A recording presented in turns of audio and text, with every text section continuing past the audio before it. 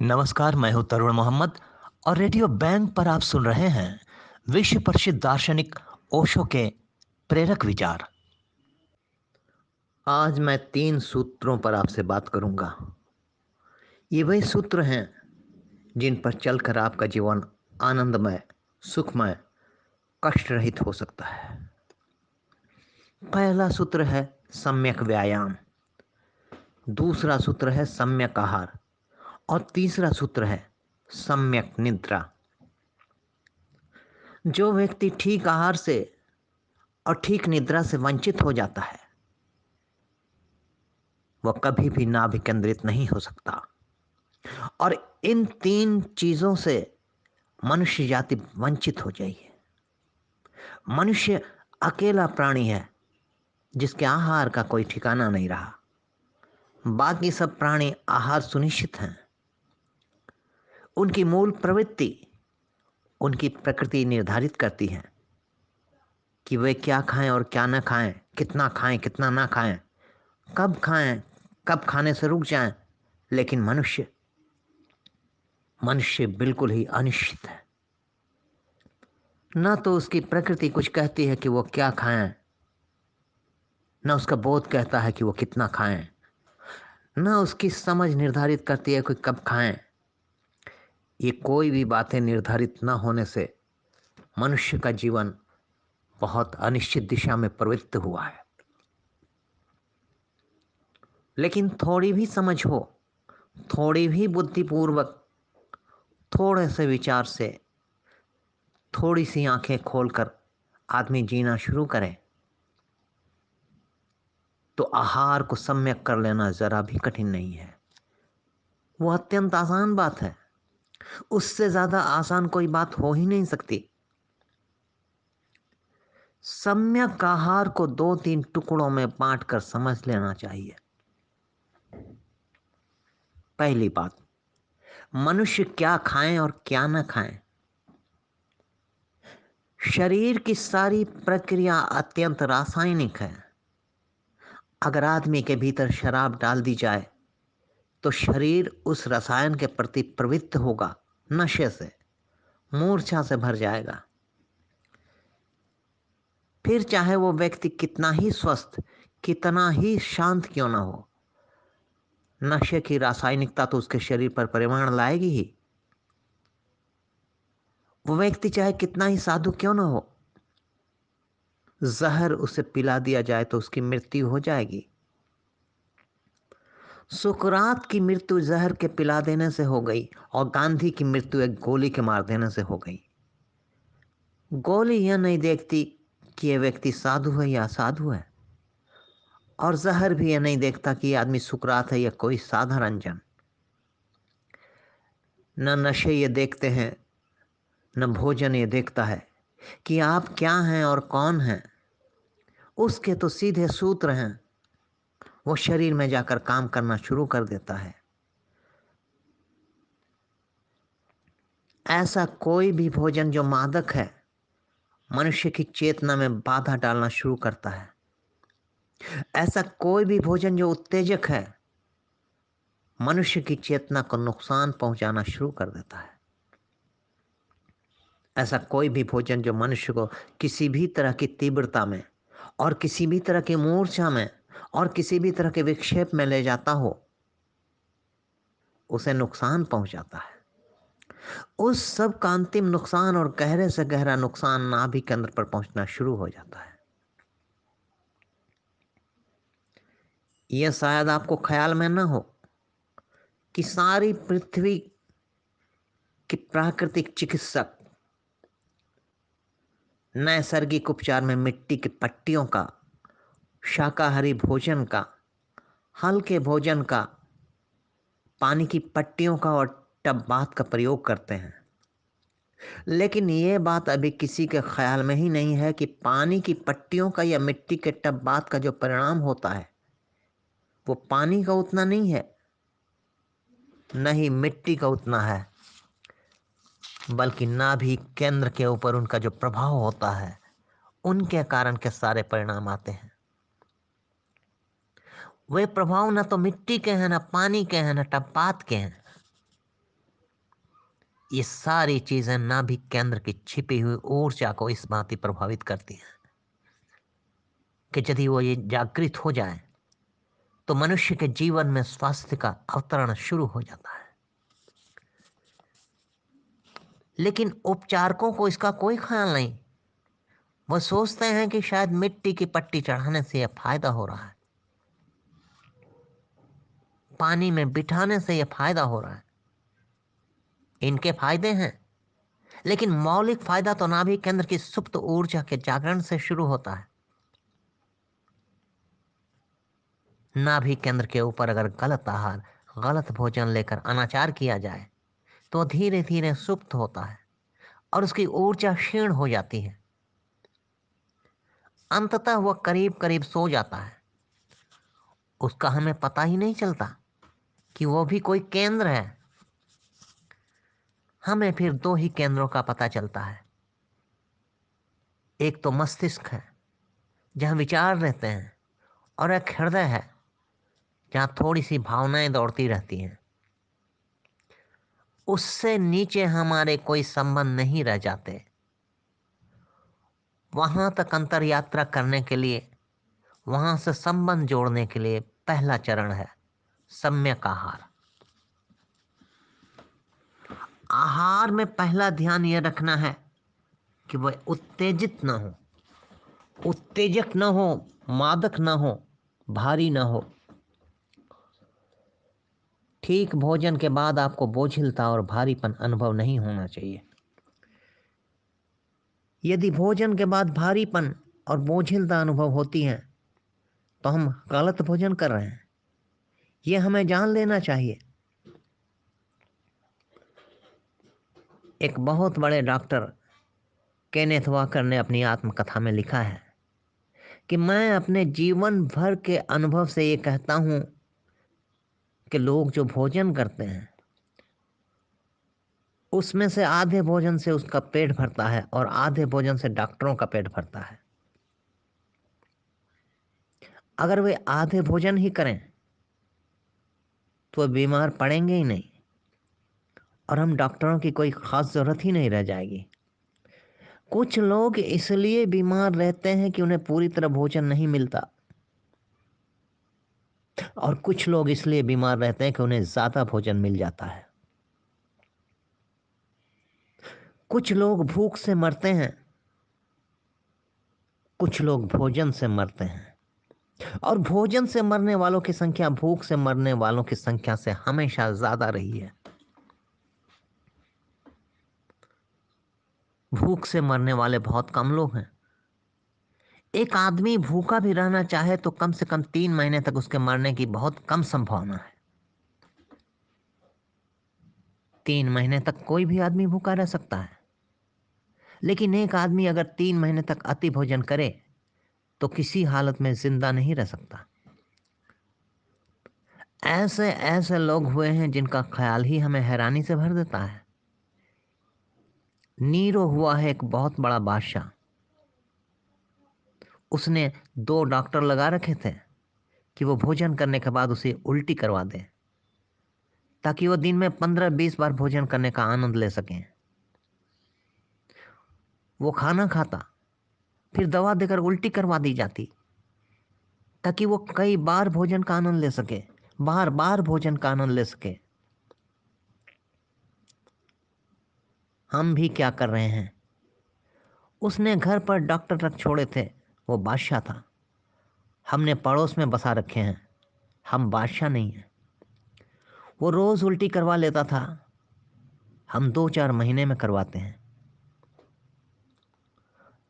लेकिन हम करते क्या हैं? हम गलत खाकर इकट्ठा कर लेते हैं, फिर डॉक्टर उनको साफ करता है। फिर हम गलत खाना शुरू कर देते हैं। वो होशियार आदमी था, उसने रोज ही व्यवस्था कर ली थी। हम 2-3 महीने में करते हैं। अगर हम भी बादशाह होते तो हम भी ऐसा ही करते हैं। ये हमारी मजबूरी है और हमारे पास इतनी सुविधा नहीं है, इसलिए हम उतना नहीं कर पाते। नीरों पर हमें हंसी आती है, लेकिन हम सब भी छोटी मोटी मात्रा में नीरों से भिन्न नहीं है। ये जो हमारी असम्यक दृष्टि है भोजन के प्रति, ये भारी पड़ती जा रही है, ये बहुत महंगी पड़ती जा रही है। इसने हमें उस जगह पहुंचा दिया है जहां कि हम किसी तरह जिंदा हैं। भोजन हमें स्वास्थ्य लाता हुआ मालूम नहीं पड़ता, बल्कि बीमारी लाता हुआ मालूम पड़ता है। और जब भोजन ही बीमारी लाने लगे तो आश्चर्य की घटना शुरू हो गई।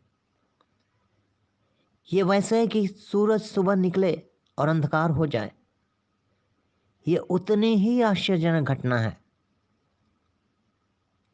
लेकिन दुनिया के सारे चिकित्सकों का मत यह है कि आदमी की अधिकतम बीमारियां उसके गलत भोजन का परिणाम है। इस संबंध में बहुत बोध और होश से चलना चाहिए। पहली बात, प्रत्येक व्यक्ति को, साधक को यह ध्यान रखना जरूरी है कि वो क्या खाता है, कितना खाता है और उसके परिणाम उसके शरीर पर क्या हैं। और अगर एक आदमी 2-4 महीने ध्यान पूर्वक प्रयोग करे तो अपने योग्य, अपने शरीर को समता और शांति और स्वास्थ्य देने वाले भोजन की तलाश जरूर कर लेगा। इसमें कोई कठिनाई नहीं है, लेकिन हम ध्यान ही नहीं देते, इसलिए हम कभी तलाश ही नहीं कर पाते, हम कभी खोज ही नहीं पाते। दूसरी बात, हम जो भोजन करते हैं उससे भी ज्यादा महत्वपूर्ण यह है कि हम उसे किस भाव दशा में करते हैं। आप क्या खाते हैं ये उतना महत्वपूर्ण नहीं है जितना महत्वपूर्ण यह है कि आप किस भाव दशा में खाते हैं। आप हर्ष और आनंद से खाते हैं या दुखी, उदास और चिंता से भरे हुए खाते हैं। अगर आप चिंता से खा रहे हैं तो श्रेष्ठतम भोजन के परिणाम भी विषैले होंगे, जहरीले होंगे। और अगर आप आनंद से खा रहे हैं तो कई बार संभावना ऐसी है कि जहर भी आप पर पूरे परिणाम न ला पाए। आप कैसे खाते हैं, कैसे चित्त दशा में, यह अत्यंत महत्वपूर्ण है। रूस में एक बहुत बड़ा मनोवैज्ञानिक था, पावलोव। उसने जानवरों पर कुछ प्रयोग किए और वो जिन नतीजों पर पहुंचा वे बड़े हैरानी के हैं। वह कुछ बिल्लियों पर प्रयोग कर रहा था। उसने एक बिल्ली को भोजन दिया और उसके सामने एक्सरे मशीन लगा दी, जिससे यह पता चल सके कि बिल्ली के पेट में भोजन जाने के बाद क्या क्या हुआ। भोजन पेट में गया और भोजन के जाते ही पेट ने उस भोजन को पचाने वाले रस छोड़े। तभी एक कुत्ते को भी खिड़की के भीतर ले जाया गया। बिल्ली उसे देखकर डर गई और उसके भीतर रस छूटने बंद हो गए। उसका पेट बंद हो गया, सिकुड़ गया। फिर कुत्ते को बाहर निकाल दिया गया, लेकिन 6 घंटे तक बिल्ली का पेट उसी हालत में पड़ा रहा। फिर भोजन के पचने की क्रिया शुरू नहीं हुई और 6 घंटे में सब भोजन शांत हो गया। 6 घंटे के बाद जब रस छूटने शुरू हुए तो भोजन ठंडा हो चुका था। उस भोजन को पचाना कठिन हो गया था। यह इसलिए हुआ क्योंकि कुत्ते की मौजूदगी से बिल्ली के मन में चिंता पड़ गई और उसके पेट ने अपना काम करना बंद कर दिया। हमारी हालत क्या होगी? हम तो चिंता में 24 घंटे जीते हैं। हम जो भोजन करते हैं वो कैसे पच जाता होगा? यह बिल्कुल चमत्कार है। हमारे बावजूद ही यह होता होगा। हमारी कोई इच्छा उसे पचाने की नहीं है। वो कैसे पच जाता है यह बिल्कुल आश्चर्य है। होना तो ये चाहिए कि भोजन करते समय हमारी भावदशा आनंदपूर्ण और प्रसादपूर्ण हो, लेकिन हमारे घरों में हमारे भोजन की जो टेबल है या हमारे जो चौके हैं, वो सबसे ज्यादा विषाक्त अवस्था में है। पत्नी दिन भर प्रतीक्षा करती है कि पति कब घर आ जाए। 24 घंटे का जो भी रोग और बीमारी उसके मन में इकट्ठी हो गई है, वो पति की थाली पर ही निकलती हैं और उसे पता नहीं कि वह दुश्मन का काम कर रही है। उसे पता नहीं कि वो पति की थाली में जहर डाल रही है। पति भी घबराया हुआ, दिन भर की चिंता से भरा हुआ, किसी तरह भोजन को पेट में डालकर हट जाता है। उसे पता नहीं कि भोजन एक अत्यंत प्रार्थनापूर्ण कृत्य था जो उसने इतनी जल्दी में किया और भाग खड़ा हुआ। यह कोई ऐसा कृत्य नहीं था कि जल्दी में किया जाए। यह उसी तरह किए जाने योग्य था जैसे कोई मंदिर में प्रवेश करता है, जैसे कोई प्रार्थना करने बैठता है, जैसे कोई वीणा बजाने बैठता है, जैसे कोई किसी से प्रेम करता है, उसे गीत सुनाता है। यह उससे भी ज्यादा महत्वपूर्ण था। वो शरीर के लिए भोजन पहुंचा रहा था। यह अत्यंत आनंद की भाव दशा में ही पहुंचाया जाना चाहिए था। यह एक प्रेम पूर्ण और प्रार्थनापूर्ण कृत्य होना चाहिए था। जितने आनंद, जितनी निश्चिंता और जितने उल्लास से भरी भाव दशा में कोई भोजन ले सकता है, उतना ही उसका भोजन सम्यक होता चला जाता है। हिंसक भोजन नहीं है कि कोई आदमी मांसाहार करता हो। हिंसक भोजन यह भी है कि कोई आदमी क्रोध से आहार करता हो। ये दोनों ही समान रूप से हिंसक हैं। क्रोध से भोजन करते समय, दुख और चिंता में भोजन करते समय आदमी हिंसक आहार ही करता है। वो जब किसी और का मांस लेकर खा लेता है तब तो हिंसक होता ही है, लेकिन जब क्रोध और चिंता में उसका अपना ही मांस भीतर चलता है, तब वो जो भोजन कर रहा है वो भी हिंसक नहीं हो सकता। वहां भी हिंसा मौजूद है, वह भी हिंसा आहार है। सम्यक आहार का दूसरा हिस्सा है कि आप अत्यंत शांत, अत्यंत आनंदपूर्ण अवस्था में भोजन करें।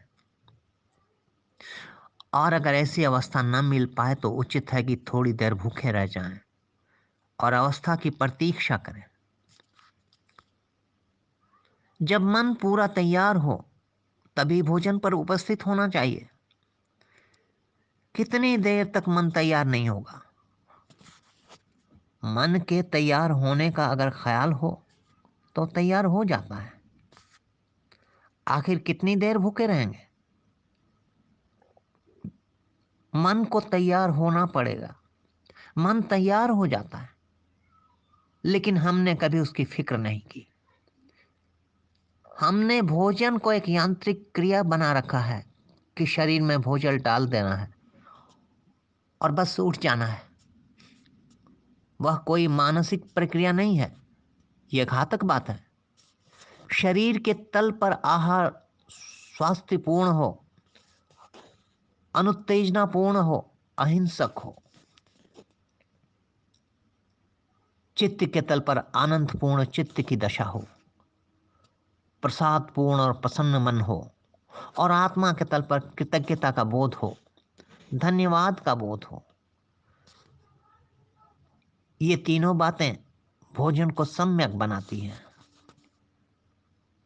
मुझे जो उपलब्ध हुआ है ये बहुत बड़ी धन्यता है।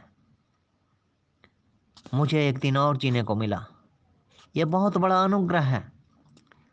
आज सुबह मैं फिर जीवित हो उठा हूं। आज फिर सूरज ने रोशनी दी। आज फिर चांद मुझे देखने को मिलेगा।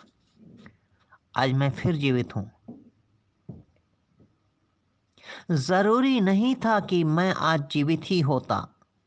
आज मैं कब्र में भी हो सकता था, लेकिन आज मुझे फिर जीवन मिला है और मेरे द्वारा कुछ भी कमाई नहीं की गई है जीवन पाने को। जीवन मुझे मुफ्त में मिला है, इसके लिए कम से कम धन्यवाद का भाव मन में होना चाहिए। भोजन हम कर रहे हैं, पानी हम पी रहे हैं, सांस हम ले रहे हैं। इस सब के प्रति अनुग्रह का बोध होना चाहिए।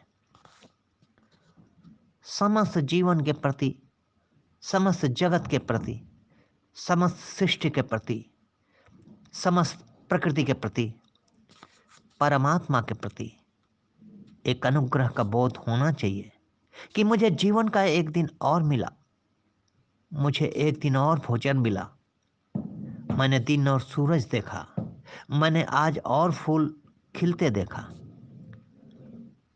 आज मैं और जीवित था। रविंद्रनाथ की मृत्यु आई, उसके 2 दिन पहले उन्होंने कहा, हे परमात्मा, मैं कितना अनुग्रहित हूं, कैसे कहूं। तूने मुझे जीवन दिया जिसे पाने की कोई पात्रता मुझ में नहीं। तूने मुझे सांस दी जिसको पाने का मुझे कोई अधिकार नहीं था। तूने मुझे सौंदर्य के, आनंद के अनुभव दिए जिनके लिए मैंने कोई भी कमाई नहीं की थी। मैं धन्य हुआ, तेरे अनुग्रह के बोझ से डूब गया हूं।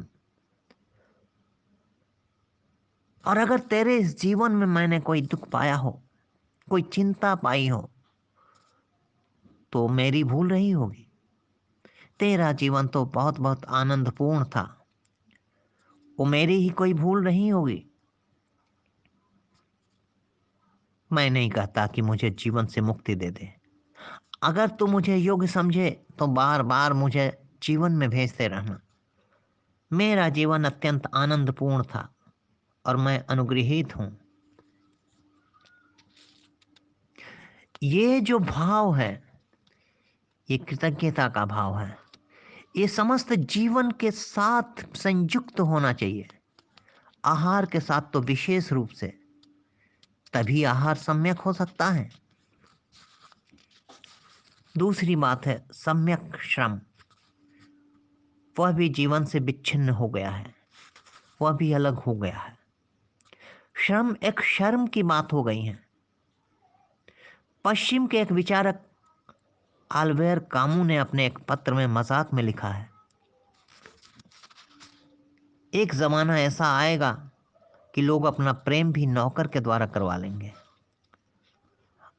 अगर किसी को किसी से प्रेम हो जाएगा तो एक नौकर लगवा लेंगे बीच में कि तू मेरी तरफ से प्रेम कर। ये संभावना किसी दिन घट सकती है, क्योंकि और सब काम हम दूसरे से करवाना शुरू कर ही चुके हैं। सिर्फ प्रेम भर एक बात रह गई है जो हम खुद करते हैं। प्रार्थना हम दूसरे से करवाते हैं, एक पुरोहित रख लेते हैं और कहते हैं हमारी तरफ से प्रार्थना कर दो, हमारी तरफ से यज्ञ कर दो। मंदिर में एक पुजारी पाल लेते हैं और उससे कहते हैं तुम हमारी तरफ से पूजा कर लेना। प्रार्थना और पूजा भी हम नौकरों से करवा लेते हैं। जब परमात्मा से प्रेम का कृत्य हम नौकरों से करवा लेते हैं तो कोई बहुत कठिन नहीं है, किसी दिन समझदार आदमी अपना प्रेम भी नौकरों से करवा ले। इसमें कौन सी कठिनाई है? और जो नौकरों से नहीं करवा सकेंगे वो लज्जित होंगे कि हम गरीब आदमी हैं, हमको खुद ही अपना प्रेम करना पड़ता है। ठीक भी है, ये संभव हो सकता है क्योंकि जीवन में और बहुत कुछ महत्वपूर्ण है जो हमने नौकरों से कराना शुरू कर दिया। हमें इस बात का पता ही नहीं कि उसको खोकर हमने बहुत कुछ खो दिया है। मनुष्य का शरीर, मनुष्य के प्राण किसी विशिष्ट श्रम के लिए निर्मित हैं और उस सारे श्रम से उसे खाली छोड़ दिया गया। सम्यक श्रम मनुष्य की चेतना और ऊर्जा को जमाने के लिए अनिवार्य हिस्सा है। अब्राहम लिंकन एक दिन सुबह सुबह अपने घर बैठा जूते पर पॉलिश कर रहा था। उनका एक मित्र आया और उस मित्र ने कहा, लिंकन, ये क्या करते हो? तुम खुद ही अपने जूते पर पॉलिश करते हो। लिंकन ने कहा, तुमने मुझे बड़ी हैरानी में डाल दिया। तुम क्या दूसरों के जूते पर पॉलिश करते हो? मैं तो अपने ही जूते पॉलिश कर रहा हूं। तुम क्या दूसरों के जूते पर पॉलिश करते हो? उसने कहा, नहीं नहीं, मैं तो दूसरों से करवाता हूं। लिंकन ने कहा, दूसरों के जूतों पर पॉलिश करने से बुरी बात यह है कि तुम किसी आदमी से अपने जूते की पॉलिश करवाओ।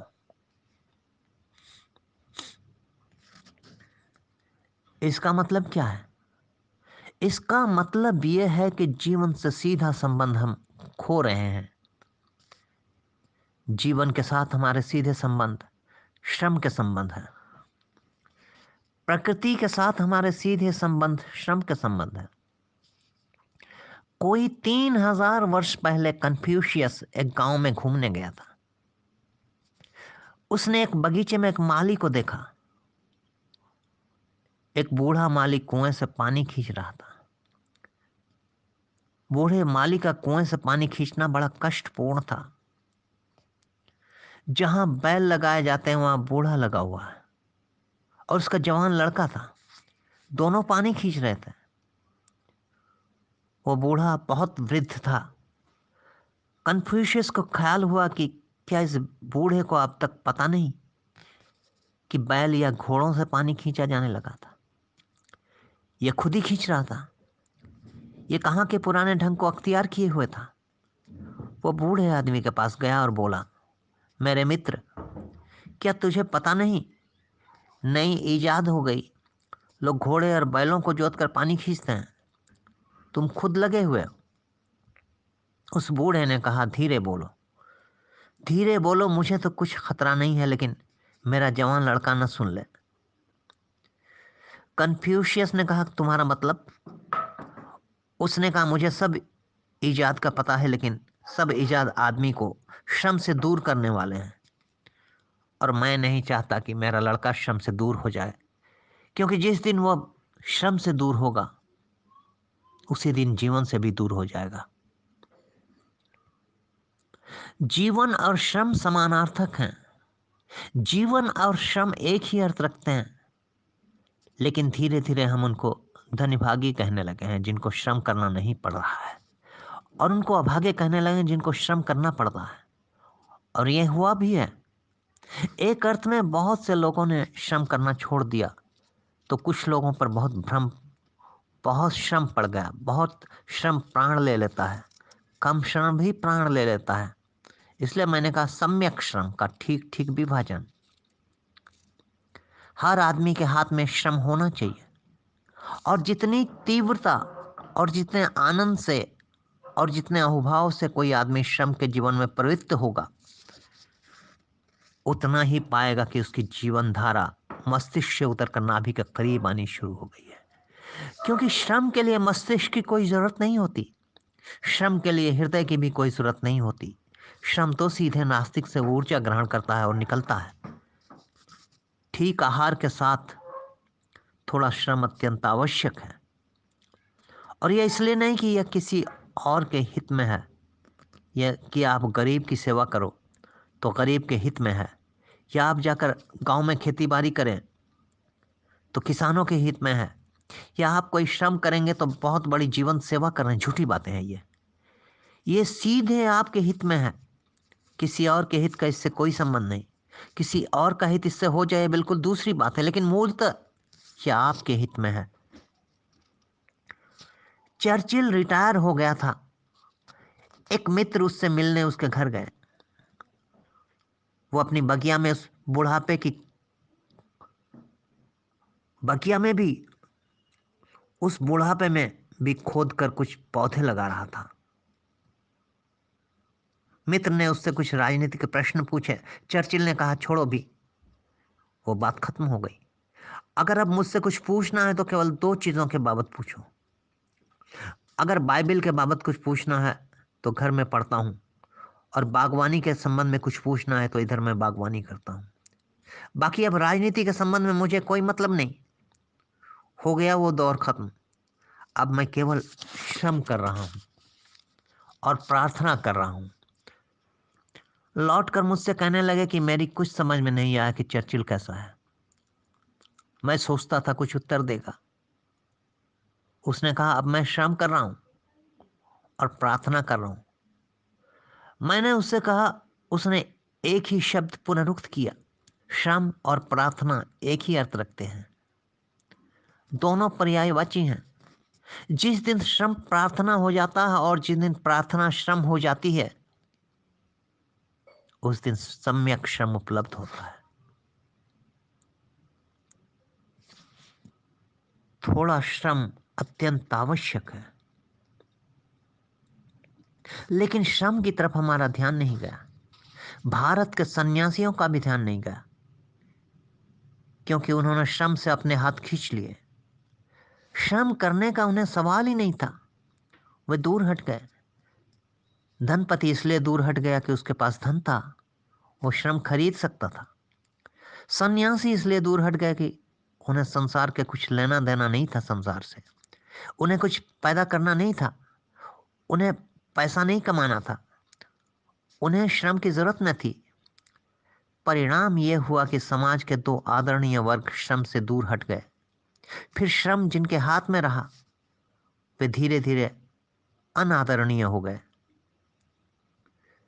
श्रम का साधक की दृष्टि से अत्यंत बहुमूल्य अर्थ और उपादेयता है।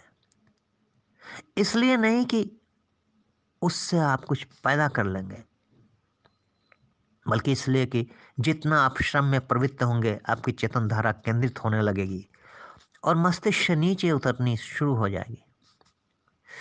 श्रम उत्पादक भी हो यह भी जरूर नहीं, अनुत्पादक भी हो सकता है, लेकिन शरीर की पूरी स्फूर्ति और प्राणों की पूरी सजगता के लिए और चित्त की पूरी जागृति के लिए कुछ श्रम अत्यंत आवश्यक है।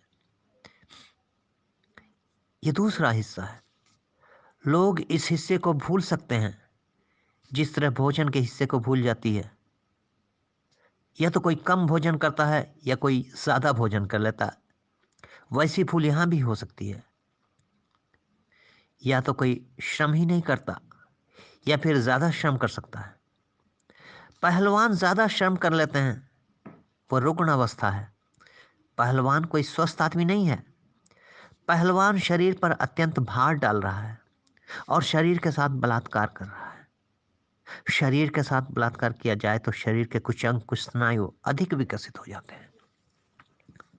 लेकिन कोई पहलवान ज्यादा नहीं जीता, कोई पहलवान स्वस्थ नहीं रहता, स्वस्थ नहीं मरता। वो आपका पता है कि चाहे गामा हो, चाहे सेंडो हो, चाहे दुनिया के कोई बड़े से बड़े पहलवान हो, वे सब अस्वस्थ मरते हैं, जल्दी मरते हैं और खतरनाक बीमारियों से मरते हैं। शरीर के साथ बलात्कार स्नायु को फुला सकता है, शरीर को प्रदर्शनी के योग्य बना सकता है, लेकिन प्रदर्शनी और जिंदगी में बड़ा फर्क है। स्वस्थ जीने में और प्रदर्शन योग्य जीने में बड़ा फर्क है। न कम और न ज्यादा। हर व्यक्ति को खोज लेना चाहिए अपने योग्य, अपने शरीर के योग्य, कि वो कितना श्रम करे कि जितना स्वस्थ और ताजा जी सके। जितनी ताजगी होगी, जितनी भीतर स्वस्थ हवा होगी, जितनी सांस आनंदपूर्ण होगी, उतना ही जीवन आंतरिक होने में सक्षम होता है। दोस्तों, इस ऑडियो को आप लाइक करें, शेयर करें और सब्सक्राइब जरूर करें, ताकि हम ओशो के प्रेरणादायक विचारों को आप तक पहुंचा सकें। धन्यवाद।